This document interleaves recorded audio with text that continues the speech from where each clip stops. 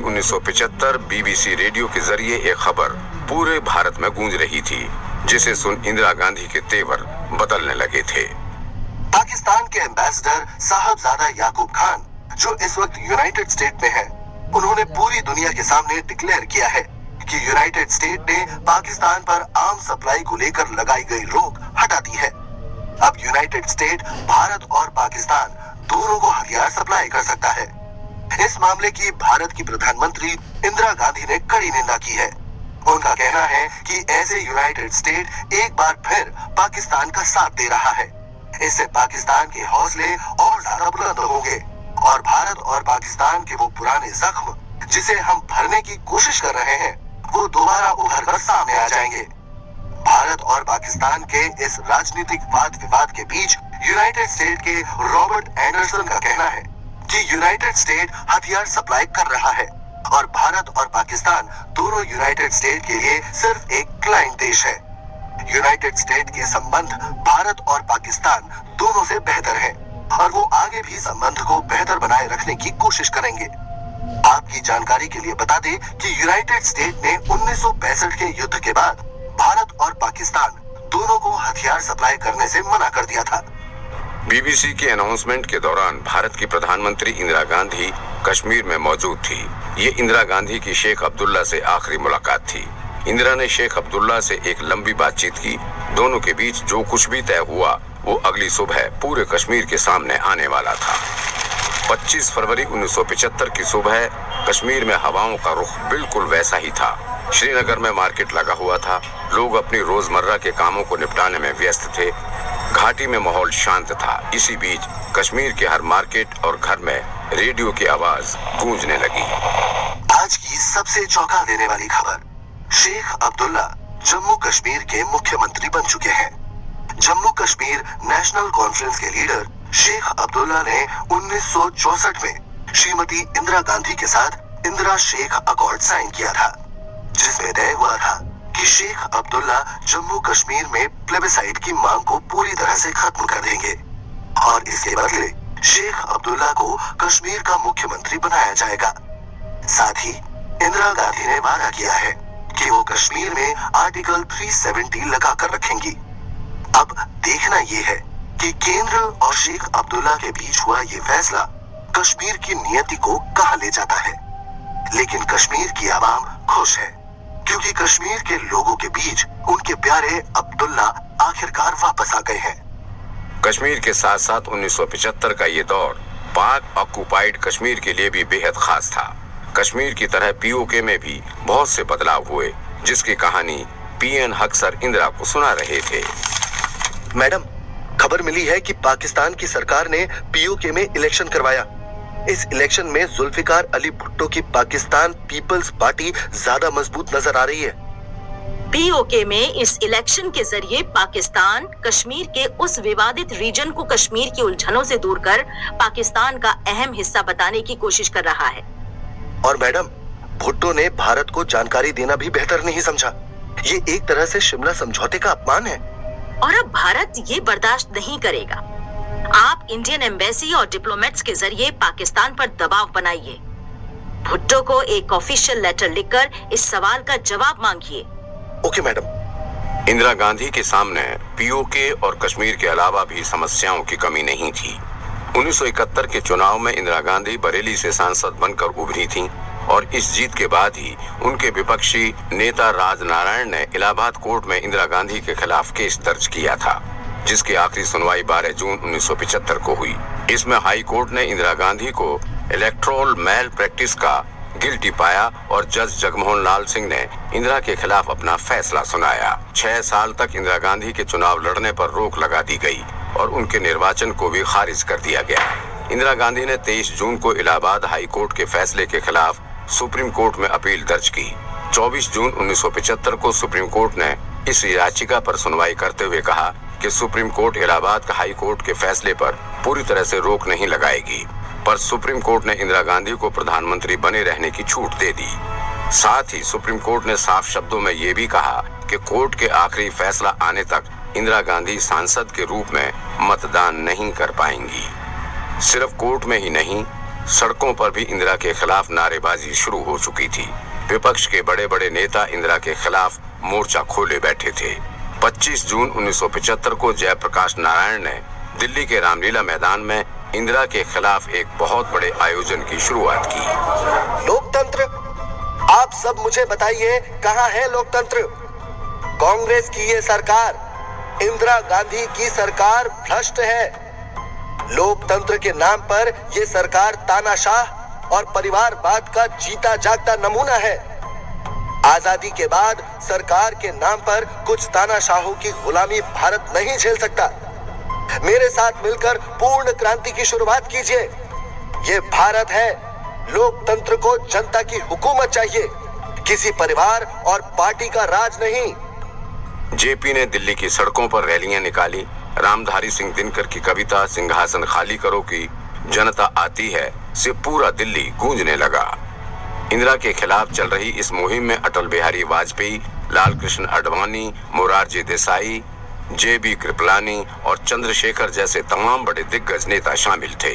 25 जून 1975 रात करीब 1 बजे इंदिरा गांधी के निवास 1 सफदरजंग रोड में बंगाल के मुख्यमंत्री सिद्धार्थ शंकर रे और कांग्रेस प्रेसिडेंट देवकांत बरू इंदिरा गांधी के साथ देश के हालात पर चर्चा कर रहे थे। जेपी और दूसरे लीडर मुझसे इस्तीफे की मांग कर रहे हैं। जनता सड़कों पर उतर आई है। जल्द कोई बड़ा फैसला लेना होगा। मैडम, आप आर्टिकल 352 के तहत इंटरनल इमरजेंसी लगा सकती हैं। सिद्धार्थ शंकर रे को ये बात कुछ खास जची नहीं। पर अचानक इमरजेंसी, जनता क्या इसका मतलब समझ भी पाएगी? सिद्धार्थ, मुझे भी लगता है इस वक्त इन मसलों का इमरजेंसी के अलावा कोई और हल नहीं है। पर कारण इंदिरा, हम जनता को, खास तौर पर विपक्ष को इमरजेंसी का क्या कारण बताएंगे?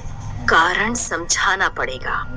सिद्धार्थ और बरुआ, आप दोनों जनता के नाम एक संदेश तैयार कीजिए। इंदिरा ने अपने बेटे संजय गांधी से भी बातचीत की और इंदिरा तुरंत रात के अंधेरे में ही उस दौर के राष्ट्रपति फखरुद्दीन अहमद से मिलने राष्ट्रपति भवन पहुंची। इंदिरा गांधी ने इमरजेंसी की घोषणा पत्र पर राष्ट्रपति फखरुद्दीन अहमद से हस्ताक्षर करवाया। औपचारिक रूप से पूरे देश में इमरजेंसी लगा दी गई थी। अब बस देश की जनता को इस नए बदलाव की खबर देनी थी, जो अपने आप में बेहद चुनौतीपूर्ण था। 26 जून 1975 सुबह Indira Gandhi all India radio के दफ्तर रवाना हुई और वहां जाकर उन्होंने पूरे देश के नाम एक बहुत बड़ा संदेश दिया, जिसे सुनकर पूरा देश कांप उठा। भाइयों और बहनों, राष्ट्रपति जी ने आपातकाल की घोषणा की है। रात में ही विपक्ष के सभी बड़े नेता जो इंदिरा के खिलाफ नारेबाजी कर रहे थे, उन सभी को गिरफ्तार कर लिया गया। लगातार जेल की सलाखों को भरा जा रहा था। अखबारों को बैन कर दिया गया। 2 लाख से ज्यादा लोगों की गिरफ्तारी की गई। इमरजेंसी लोकतंत्र का काल बनकर सामने आया। जनता से बोलने की आजादी छीन ली गई। उन्हें भी जेल की सलाखों के अंदर डाल दिया गया।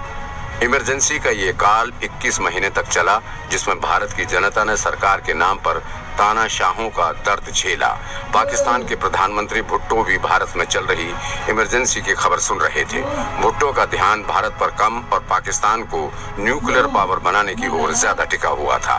आगे इमरजेंसी के बीच 1977 के दौर में भारत और पाकिस्तान दोनों देशों की राजनीति दोनों देशों में एक बड़े बदलाव का स्वागत करने को तैयार थी। इमरजेंसी के दौरान इंदिरा गांधी ने 1977 में भारत के अगले आम चुनाव की अचानक ही घोषणा कर दी। 1977 का ये चुनाव 16 से 20 मार्च के बीच इमरजेंसी काल में ही लड़ा गया। इस चुनाव में जनता ने अपना पूरा गुस्सा इंदिरा सरकार के खिलाफ निकाला और इंडियन नेशनल कांग्रेस की हार के साथ जनता पार्टी ने चुनाव जीत लिया। इमरजेंसी का दौर खत्म हुआ। साथ ही 80 साल के मोरारजी देसाई भारत के पहले गैर कांग्रेसी प्रधानमंत्री बने। कुछ ही दिनों बाद प्रधानमंत्री की कुर्सी पर बैठे मोरारजी देसाई भारत के पड़ोसी देश पाकिस्तान की खबर अखबार में पढ़ रहे थे। मार्च 1977 पाकिस्तान में 3 दशक की आजादी के बाद पाकिस्तान का दूसरा आम चुनाव लड़ा गया। पाकिस्तान में भुट्टो की सरकार एक बार फिर जीत का जश्न मना रही है। आवाम का मानना है कि अब पाकिस्तान भी लोकतंत्र के रास्ते पर आगे बढ़ता जा रहा है। मोरारजी देसाई ने आराम से अखबार टेबल पर रख दिया। दूसरी ओर भुट्टो पाकिस्तान में खड़ा अपनी जीत का जश्न मना रहा था, लेकिन भुट्टो को अंदाजा नहीं था कि आने वाला कल उनके लिए कितना खतरनाक हो सकता है। दोनों देशों में चुनाव के ठीक एक महीने बाद 26 अप्रैल 1977 को भारत के विदेश मंत्री अटल बिहारी वाजपेयी की मुलाकात इस्लामाबाद में पाकिस्तान के प्रधानमंत्री भुट्टो से हुई। भारत का विदेश मंत्री होने के नाते मैं भारत के प्रधानमंत्री मोरारजी देसाई का एक ऑफिशियल लेटर आपके पास लेकर आया हूं। तो अटल जी, कहिए क्या लिखते हैं आपके प्रधानमंत्री? यही कि दोनों देशों के बीच शांति का माहौल बना रहे। इसके लिए व्यापार को और ज्यादा बढ़ाना जरूरी है। व्यापार दोनों देशों की अर्थव्यवस्था को मजबूत करेगा और इसीलिए मैं चाहता हूं कि आप भारत दौरे पर आए ताकि वहां इस विषय पर और ज्यादा बातचीत की जा सके। भुट्टो ने अटल बिहारी वाजपेयी को कोई खास जवाब नहीं दिया। इस मीटिंग के बाद अटल बिहारी वाजपेयी भारत वापस लौट आए। अब भारत में माहौल कुछ बदलने लगा था, जिसकी खबर जुल्फिकार अली भुट्टो को अपने इंडियन एम्बेसडर से मिल रही थी। पाकिस्तान के इंडियन एम्बेसडर की मुलाकात जुल्फिकार अली भुट्टो से कराची में हुई। इंदिरा सरकार के गिरने के बाद भारत की क्या खबर है? नई सरकार का रुख कैसा है? भुट्टो साहब, मोरारजी देसाई की नजर में भारत के लिए परमाणु परीक्षण मायने नहीं रखता। उनका कहना है कि भारत को न्यूक्लियर वेपन्स की जरूरत नहीं है। तो क्या भारत न्यूक्लियर वेपन्स पर अपनी सारी रिसर्च, सारे काम रोक रहा है? पूरी तरह न्यूक्लियर टेस्ट को रोका नहीं जा सकता, लेकिन देसाई के साथ न्यूक्लियर वेपन्स बनाना भारत के लिए मुश्किल है। अच्छी बात है, भारत चाहे कुछ भी करे, पर पाकिस्तान इस दिशा में अपने कदम नहीं रोकेगा। पाकिस्तान न्यूक्लियर वेपन्स बना के रहेगा। और कोई खबर? मोरारजी देसाई के लिए रॉ अब ज्यादा जरूरी नहीं है। देसाई की सरकार रॉ को इंदिरा गांधी की एक पर्सनल एजेंसी मानती है, इसीलिए उन्होंने रॉ के 40% बजट को काट दिया है। भुट्टो की मंशा थी कि वो पाकिस्तान में लंबे दौर तक राजनीति का लुत्फ उठाते रहेंगे, लेकिन 5 जुलाई 1977 को पाकिस्तान की हालत एक बार फिर हवा के रुख की तरह बदल गई। पाकिस्तान पीपुल्स पार्टी की सरकार को गिराकर आर्मी जनरल जियाउल हक ने वापस पाकिस्तान में मिलिट्री रूल लगा दिया। जियाउल हक पाकिस्तान के राष्ट्रपति बन गए। जल्द ही पाकिस्तान के इस मिलिट्री कॉप की खबर भारत पहुंची। पार्लियामेंट के सेशन में अटल बिहारी वाजपेयी ने कहा, पाकिस्तान की पार्लियामेंट में एक बार फिर आर्मी का अधिकार हो गया है, लेकिन ये पाकिस्तान का इंटरनल मैटर है और भारत को इसमें दखल नहीं देना चाहिए। भारत सिर्फ ये सुनिश्चित करेगा कि पाकिस्तान और भारत के बीच संबंध बेहतर बने रहे। पाकिस्तान से आने वाली यह खबर मोरारजी देसाई तक भी पहुंच चुकी थी। इस बारे में सोचते अपने ही ख्यालों में गुम प्रधानमंत्री मोरारजी देसाई आराम से अपनी कुर्सी में बैठे हुए थे। उसी वक्त रॉ के चीफ रामनाथ काओ उनसे मिलने आए। कहिए राम जी, कैसे आना हुआ? सर, रावलपिंडी के कहोता को लेकर एक रिपोर्ट सामने आई है और हमारी रिपोर्ट कहती है कि वहां खान रिसर्च लेबोरेटरी में पाकिस्तान न्यूक्लियर वेपन्स बनाने की कोशिश कर रहा है। हो सकता है कर रहा होगा, और यह भी हो सकता है कि आपकी रिपोर्ट गलत हो। पाकिस्तान के मामले में हमें दखल देना ही क्यों है? भारत का दुश्मन देश परमाणु बम बना रहा है। भारत का लेना देना है सर।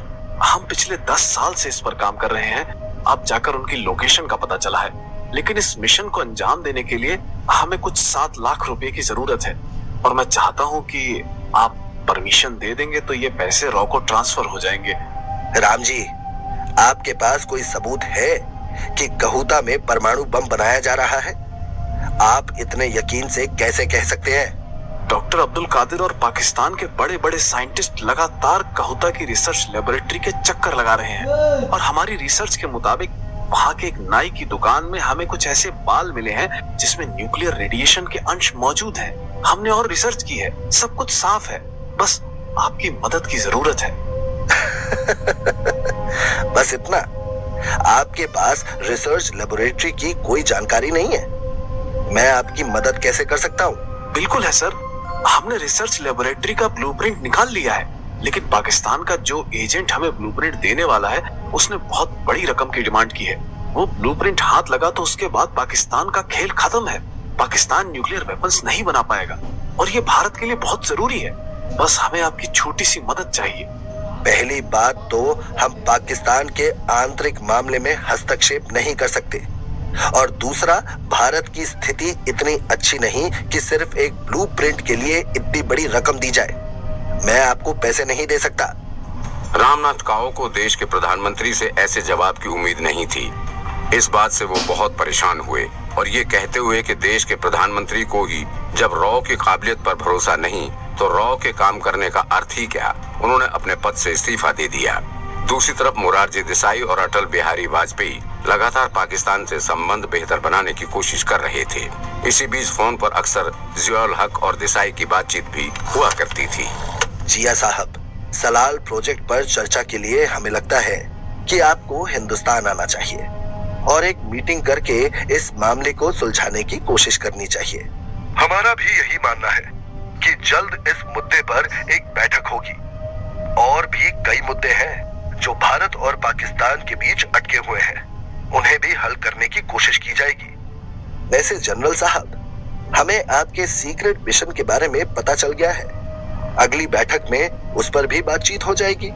जनरल जियाउल हक को समझते देर नहीं लगी कि मोरारजी देसाई किस मुद्दे पर बात कर रहे हैं। वो समझ गए कि मोरारजी देसाई पाकिस्तान के न्यूक्लियर प्रोजेक्ट पर बात कर रहे हैं।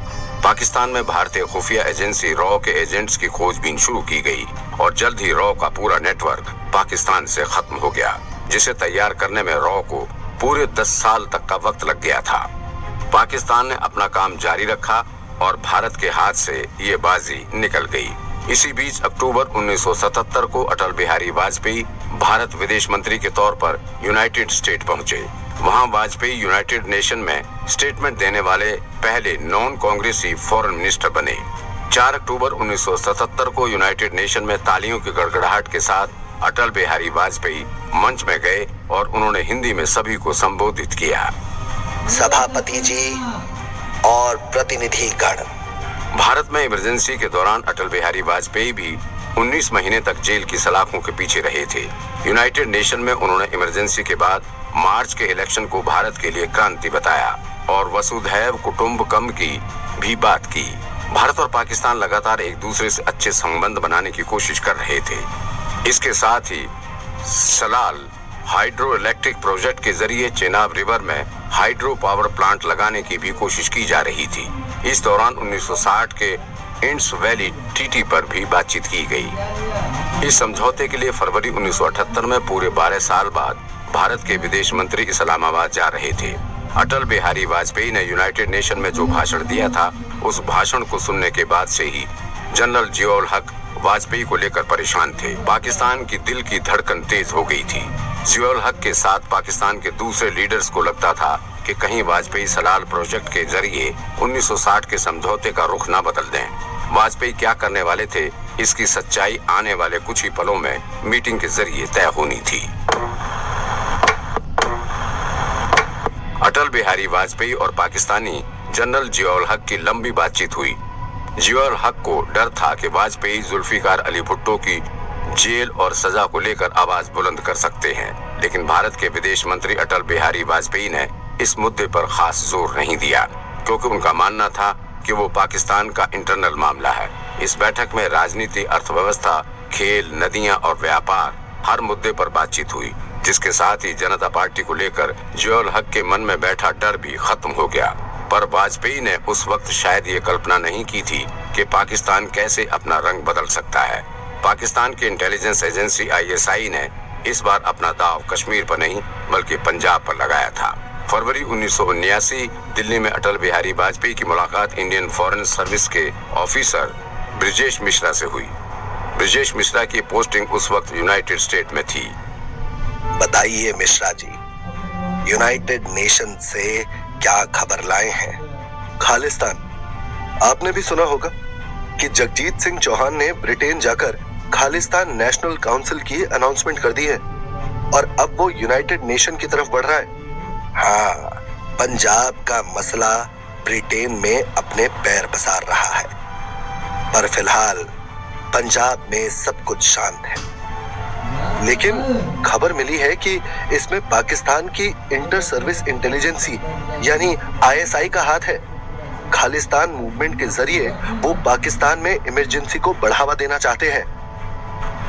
मगर मिश्रा जी, खालिस्तान और आईएसआई के संबंध की बात आप इतने दावे से कैसे कह सकते हैं?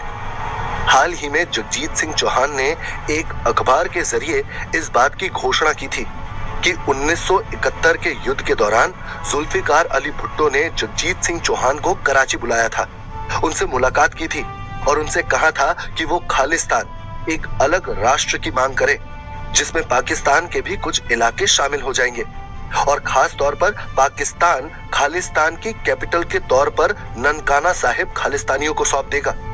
साथ ही इस मुहिम को आगे बढ़ाने में हर तरह से मदद का दावा भी किया गया था। फिलहाल तो जो कुछ भी है ब्रिटेन और यूनाइटेड स्टेट में चल रहा है। खालिस्तान के मामले पर मैं बातचीत करूंगा और आपको कोई भी खबर मिले तो मुझे जानकारी दीजिए।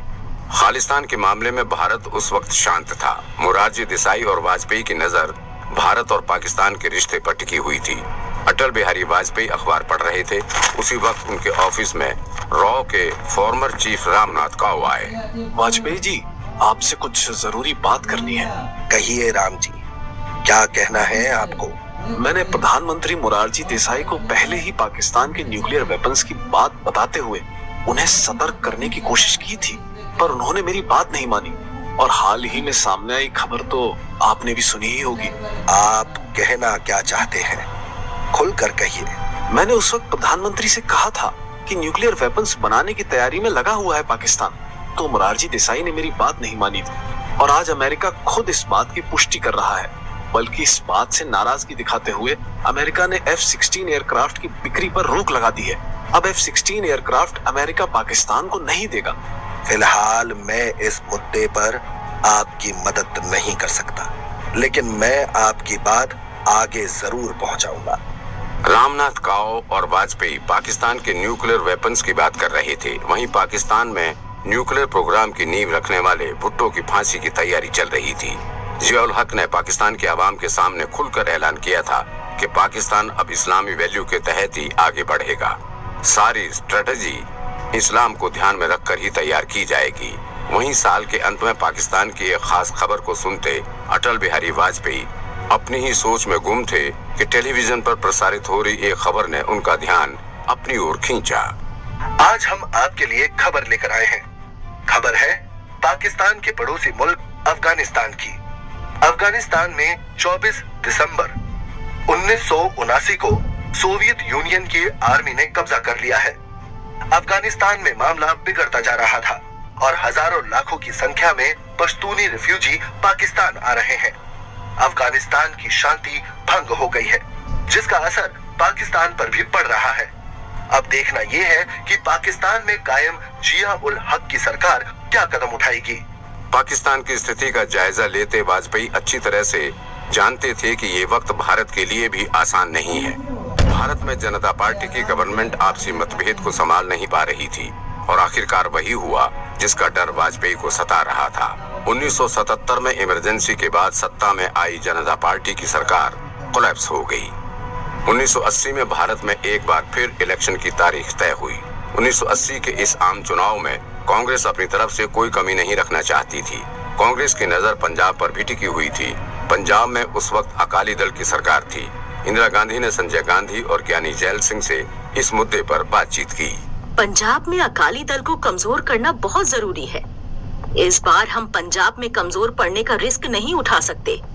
जनरल सिंह भिंडरावाले, ये पंजाब की राजनीति में कांग्रेस की छवि को और मजबूत कर सकता है। हमें इसकी मदद लेनी चाहिए। ठीक है, फिर बात करो उनसे। भिंडरावाले ने पंजाब में कांग्रेस का जमकर प्रचार प्रसार किया। ये भिंडरावाले का ही कमाल था कि कांग्रेस को 1980 के चुनाव में जीत हासिल हुई। लोकसभा की कुल 531 सीटों में से इंदिरा गांधी की कांग्रेस पार्टी को 353 सीट मिली। इसी के साथ पंजाब विधानसभा चुनाव में कांग्रेस ने भिंडरावाले के सपोर्ट के साथ ही अकाली दल को हरा दिया। यानी जैल सिंह को इंदिरा गांधी ने तुरंत देश का गृह मंत्री बनाया। बस यही वो दौर था जहां से पंजाब में राजनीति का नया खेल शुरू हुआ। सत्ता में वापसी के साथ ही इंदिरा गांधी ने रॉ के फॉर्मल चीफ रामनाथ काऊ को अपने मुख्य सलाहकार के रूप में चुना। एक सुबह इंदिरा गांधी रामनाथ काऊ के साथ बैठकर कुछ खास विषयों पर बातचीत कर रही थीं। राम जी, आपने वक्त मांगा था, आपको कुछ खास बातचीत करनी थी, बताइए क्या कहना चाहते थे? मैडम, पाकिस्तान भारत के साथ अच्छे संबंधों का सिर्फ दिखावा कर रहा है। जियाउल हक भारत पर 3 तलवार से एक साथ वार करने की प्लानिंग कर रहा है। मतलब? न्यूक्लियर वेपन्स, पंजाब और सियाचिन। आप कहना क्या चाहते हैं, खुलकर कहिए। जियाउल हक का भारत से संबंध सिर्फ एक छलावा है। वो एक ओर पंजाब में इमरजेंसी फैला रहा है, तो दूसरी ओर पाकिस्तान की न्यूक्लियर प्रोग्राम को मजबूत कर रहा है। और तीसरी सबसे जरूरी खबर है कि पाकिस्तान जर्मनी से कुछ खास कपड़े इंपोर्ट कर रहा है, जो हिमालय की ऊंचाइयों पे जाने और टिके रहने के लिए जरूरी है। पंजाब का बदलता रुख मेरी नजर से भी छिपा नहीं है। हम इसे लेकर सख्त कदम उठाएंगे। आप पाकिस्तान के न्यूक्लियर प्रोग्राम पर नजर रखिए और सियाचिन के मुद्दे पर आर्मी के साथ तालमेल बैठाकर सियाचिन में कदम मजबूत करने की तैयारी करिए। जी मैडम। सियाचिन में पेट्रोलिंग और मिलिट्री एक्शन की शुरुआत कर दी गई थी। उस वक्त इंदिरा ने सियाचिन को इतनी बड़ी समस्या के तौर पे नहीं देखा था। इंदिरा को अंदाजा ही नहीं था कि सियाचिन जैसे दुर्गम पहाड़ी ग्लेशियर भी युद्ध की वजह बन सकता है। इस वक्त इंदिरा की नजर कश्मीर और सियाचिन से ज्यादा पंजाब पर टिकी हुई थी। इंदिरा देख रही थी कि 1980 में कांग्रेस के पंजाब वापसी के बाद सत्ता से बाहर हो चुकी अकाली दल ने अपने पुराने एजेंडा को लेकर आवाज उठाना शुरू कर दिया था। अकाली दल के नेता सड़कों पर उतर आए थे। आनंदपुर रेजोल्यूशन को भूलना सही नहीं है। सरकार 1973 के इस रेजोल्यूशन को इतनी आसानी से नहीं भूल सकती। ये सिखों के हित में नहीं है। हमें हमारा चंडीगढ़ वापस चाहिए। नदियों का पानी पंजाब का हक है। अगर पंजाब अपने आप में एक सक्षम राज्य नहीं बना तो खालिस्तान की मांग वापस उठने लगेगी। इसीलिए हम पंजाब की ऑटोनॉमी की डिमांड करते हैं। लगातार अकाली दल के सपोर्ट में पंजाब से इस तरह की बातें उठनी शुरू हो गई थीं। तभी देश के हर दूसरे राज्य की तरह पंजाब में भी जनगणना का वक्त आ गया और जनगणना ने धर्म, जाति और भाषा को लेकर एक नया विवाद खड़ा किया। पंजाब की राजनीति एक बार फिर गर्म होने लगी। भिंडरावाले भी उन्हीं लोगों में से एक था जो पंजाबी भाषा को लेकर उठ रहे सवालों को बर्दाश्त नहीं कर पाया। भिंडरावाले ने अपने समर्थकों की मीटिंग के दौरान उनसे कहा, ए हिंदू, हमें धोखा दे रहे हैं। हिंदी हमारी मातृभाषा नहीं है। हम जन्म से मरण विच पंजाबी ही बोलते आए हैं। अब हमसे बर्दाश्त नहीं होगा। गुरु गोविंद सिंह के खालसा पंथ को याद करने का वक्त आ गया है। अब पंजाब में राज करेगा खालसा। हमें हिंदुस्तान नहीं, सिर्फ खालसा पंथ का राज चाहिए। एक तरफ पंजाब में खालिस्तान की मांग अब उठने लगी थी, वहीं पंजाब से लगे भारत के पड़ोसी मुल्क पाकिस्तान के प्रेसिडेंट जियाउल हक ने मार्च 1981 में पाकिस्तान की जनता को संविधान का एक नया तोहफा दिया। पाकिस्तान में हुए इस बदलाव की खबर पूरी दुनिया के साथ भारत भी पहुंची। मार्च 1981 में पाकिस्तान के राष्ट्रपति और सेना प्रमुख जनरल जिया उल हक ने पहला प्रोविंशियल कॉन्स्टिट्यूशनल ऑर्डर पास किया है। अगर आप पीसीओ के मतलब से अनजान हैं, तो आपकी जानकारी के लिए बता दें कि पीसीओ एक आपातकालीन आदेश है जो पाकिस्तान के संविधान को वक्त आने पर पूरी तरह से अमान्य घोषित कर सकता है। पीसीओ मार्शल लॉ के तहत पाकिस्तान की सरकार को एक नई रूपरेखा प्रदान करता है। पाकिस्तान के कुछ हुक्मरान और आवाम का मानना है कि इस नए फैसले के तहत जनरल जिया उल हक ने अपने जैसे तानाशाहों का रास्ता आसान बनाने की कोशिश की है। पीसीओ लोकतंत्र के रास्ते का सबसे बड़ा कांटा है। अपने अपने देश की राजनीति और आंतरिक मामलों को संभालते पाकिस्तान और भारत दोनों ही एक साथ 81 के दौर को खत्म होते देख रहे थे। आगे पंजाब में उठा धुआं आग में बदलने की तैयारी कर रहा था। 1982 में प्लेबसाइट और आजाद कश्मीर की मांग करने वाले शेख अब्दुल्ला की मौत हो गई। अब्दुल्ला की मौत से कश्मीर की निजी राजनीति का दौर भी खत्म हो गया। वहीं भारतीय सत्ता में पूरी मजबूती से अपने कदम वापस जमाती इंदिरा गांधी कश्मीर को फिलहाल भूल बैठी थी। इंदिरा गांधी का ध्यान सिर्फ पाकिस्तान की ओर था। इंदिरा बड़े ध्यान से पाकिस्तान की एक खास खबर का जायजा ले रही थीं। आर के धवन भी उनके ठीक सामने हाथों में कुछ फाइल्स लिए बैठे हुए थे। पाकिस्तान कभी नहीं सुधर सकता। जी मैडम, जिया उल हक मिलिट्री कमांड का दबदबा सिविलियन ब्यूरोक्रेसी, जुडिशरी, पॉलिटिक्स और कॉन्स्टिट्यूशन पर भी बढ़ाना चाहते हैं। हाँ, ये वही जियाउल हक है जो अपने देश पाकिस्तान को दबाकर भारत से संबंध बेहतर करने की कोशिश में लगे हुए हैं।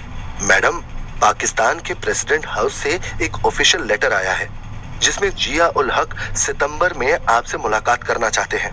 क्यों? कारण का जिक्र किया है? जी, नो वॉर पैक्ट। दरअसल पाकिस्तान भारत के साथ नो वॉर पैक्ट साइन करना चाहता है। पर अचानक क्यों? मैडम, साथ ही इस लेटर के जरिए ये इन्फॉर्म भी किया गया है कि पाकिस्तान को अमेरिका मिलिट्री सपोर्ट दे रहा है। अब अमेरिका और पाकिस्तान की नाराजगी खत्म हो चुकी है। मुझे जियाउल हक पर भरोसा नहीं है और अमेरिका की बात सामने रखने का मतलब धमकी है। अभी हम इसका कोई जवाब नहीं देंगे। इस मुद्दे पर थोड़ा और सोचना होगा। जी मैडम। पंजाब से क्या खबर आई है? कल 9 सितंबर को पटियाला जालंधर हाईवे से पंजाब केसरी न्यूज़पेपर के लेखक लाला जगत नारायण गुजर रहे थे। कुछ बंदूकधारियों ने हाईवे पर ही गोली मारकर उनकी हत्या कर दी है। शक भिंडरावाले पर है। एक और खबर मिली है कि भिंडरावाले अकाली दल के साथ मिलकर धर्म युद्ध मोर्चा की शुरुआत कर चुका है। पंजाब में आए दिन के ये दंगे अब बढ़ते जा रहे हैं। पंजाब पुलिस को कहो सिक्योरिटी टाइट करे। Yes madam. इंदिरा गांधी ने उस वक्त कोई बड़ा एक्शन नहीं लिया। वक्त बीतता गया। 82 से 83 का दौर आ गया। 1983 तक स्वर्ण मंदिर का पूरा परिसर भिंडरावाले और उसके साथियों के कब्जे में आ चुका था। भिंडरावाला ना सिर्फ लोगों को उकसाता था बल्कि हिंसा का पैगाम भी देता था। उसने हिंदुओं की जान लेने की धमकी दी। अगर किसी ने भी मेरे भाइयों को नुकसान पहुंचाने की कोशिश की तो मैं 5000 हिंदुओं की जान ले लूंगा। इंदिरा सब कुछ सुन रही थी। इंदिरा सरकार को अपनी गलतियों का अंदाजा था। इतिहास के पन्नों पर इंदिरा की यह गलती दर्ज हो चुकी थी जिसमें उन्होंने पंजाब की सत्ता में अपना सिक्का जमाने के लिए भिंडरावाले का इस्तेमाल किया था और इसी बदौलत खालिस्तान की मांग को हवा देने का काम भी इंदिरा गांधी की सरकार ने ही किया था। लेकिन उन्हें नहीं मालूम था इसका खामियाजा खुद उन्हें ही भुगतना पड़ेगा। पंजाब में हो रहे इस आतंक से कांग्रेस के राजनेता और पंजाब के मुख्यमंत्री दरबारा सिंह भी तंग आ चुके थे। वो इकलौते कांग्रेसी राजनेता थे जो भिंडरावाले के खिलाफ आवाज उठाने की हिम्मत रखते थे। उन्होंने इंदिरा गांधी से इस विषय पर बातचीत की। मैडम, अब भिंडरावाले का ठिकाना हमें मालूम है। वो इस वक्त स्वर्ण मंदिर में अपने हथियारबंद साथियों के साथ मौजूद है। हम चाहे तो पुलिस की मदद से कार्रवाई कर सकते हैं। नहीं, अभी नहीं। इस मुद्दे पर मुझे गृह मंत्री ज्ञानी जैल सिंह से सलाह लेनी होगी। मुझे सोचने का वक्त दीजिए। इंदिरा गांधी भिंडरावाले का मुद्दा टालती गईं और पंजाब धीरे धीरे सुलगता गया। 5 अक्टूबर 1983 को पंजाब के उग्रवादियों ने कपूरथला से जालंधर की तरफ जा रही नेशनल हाईवे में 6 अलग अलग बसों को रोका। ऐसे बसों को टारगेट किया गया जिसमें हिंदुओं की संख्या बहुत ज्यादा थी और महिलाओं और बच्चों को अलग कर बाकी सभी यात्रियों को उनके ही परिवार के सामने गोली मार दी गई। इस घटना में कई लोग मारे गए। मारे गए लोगों में हिंदू ज्यादा थे। इस हादसे के बाद जनता की ओर से प्रधानमंत्री इंदिरा गांधी और कांग्रेस सरकार पर दबाव बढ़ने लगा था। इंदिरा गांधी ने 10 अक्टूबर 1983 को दरबारा सिंह को मुख्यमंत्री पद से हटा दिया। पंजाब में राष्ट्रपति शासन लागू कर दिया गया। पंजाब मसले को हल करने की कोशिश में लगी इंदिरा लगातार रॉ और भारतीय सेना से बातचीत में भी लगी हुई थी। वहीं अप्रैल 1984 में भारतीय सेना की नजर सियाचिन ग्लेशियर की ओर गई। इंडियन आर्मी के कर्नल नरेंद्र कुमार ने अपने सीनियर अफसर के जरिए आर्मी चीफ अरुण श्रीधर वैद्य को टेलीफोन पर इस बात की जानकारी दी। सर, पाकिस्तान की आर्मी सियाचिन पर कब्जा करने की कोशिश कर रही है। हमने सियाचिन ग्लेशियर पर पाकिस्तानी मूवमेंट नोट किया है। सियाचिन ग्लेशियर पर मिलिट्री एक्शन की तैयारी कीजिए। Yes sir. 13 अप्रैल सन 1984 बर्फीले हिमालय में सूरज की हल्की सी रोशनी चमक रही थी। बर्फ किसी शीशे की तरह दमक रहा था।